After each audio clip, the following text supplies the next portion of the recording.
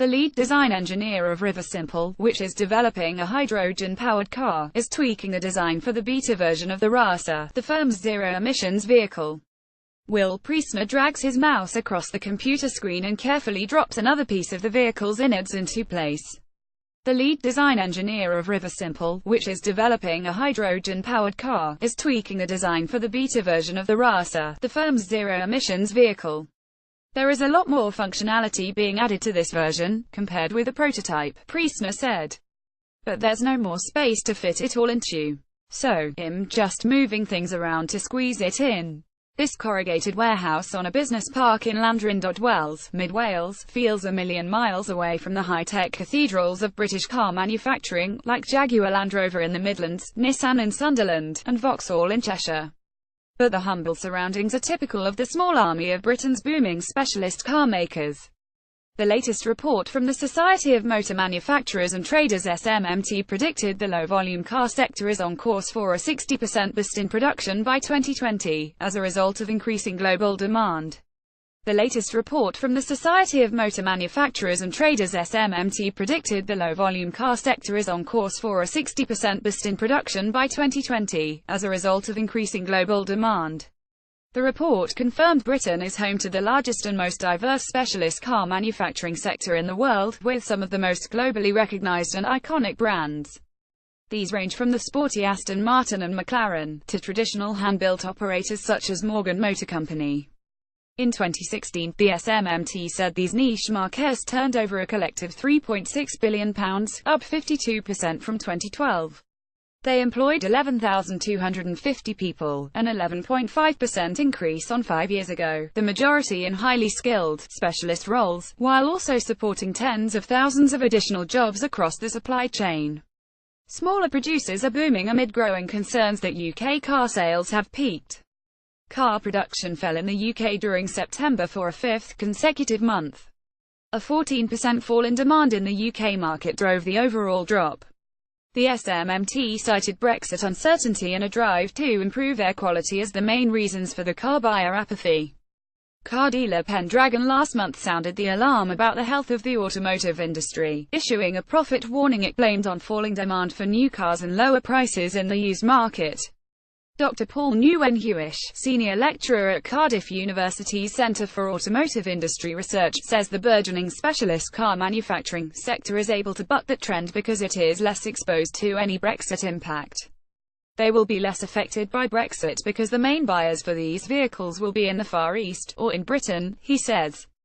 This compares with the main markets for mass producers, like Nissan, which sells about 90% of its production from the Sunderland plant in continental Europe.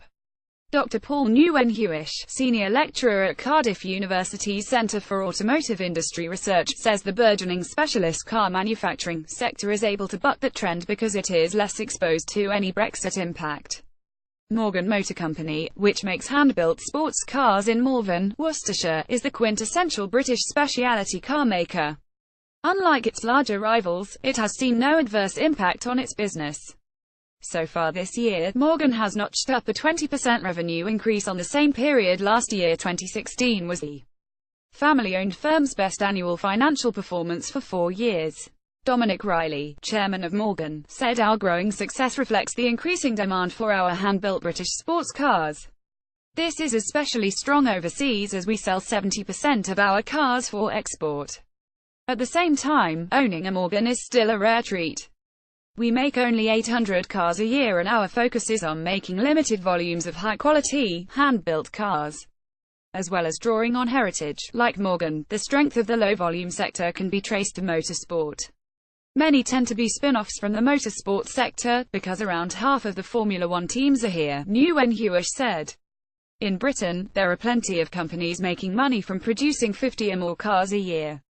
The academic also noted that Britain has a rich tradition of mavericks and eccentric inventors in the industry. Other countries don't quite know how to do this kind of thing, he said. Hugo Spowers, founder of Riversimple, is hewn from that vein.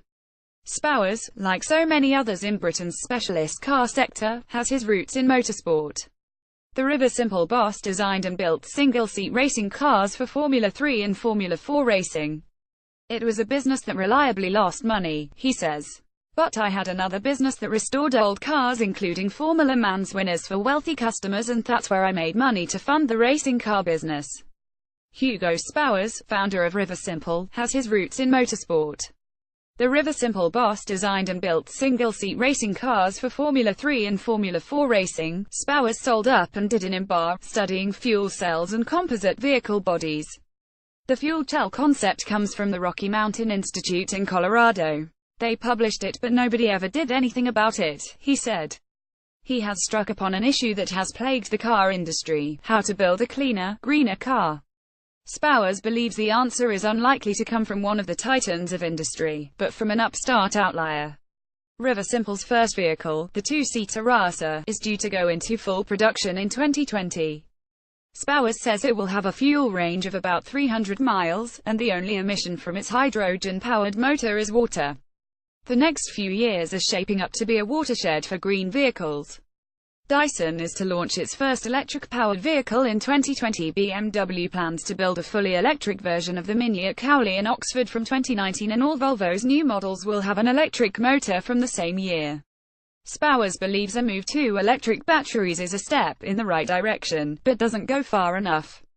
Batteries add more weight to already hefty vehicles and have a limited shelf life of about 10 years. We've got to move to a business model that makes efficiency profitable. The current business model is fundamentally flawed, he said. Riversimple will offer customers a service contract for 1 to 3 years, like a mobile phone contract. Red Brick, Monmouthshire, where Riversimple is about to start beta testing 20 cars, so the customer pays a fixed rate each month and a mileage rate.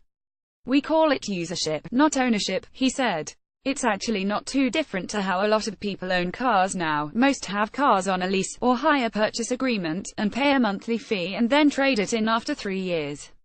The Riversimple chief says the monthly cost of a Rasa user contract would be comparable to that of buying a small VW Golf diesel on finance, between £470 and £520 a month, including all purchase finance, tax, insurance and fuel costs. That's the sort of cost we are aiming for with the Rasa, Spowers said.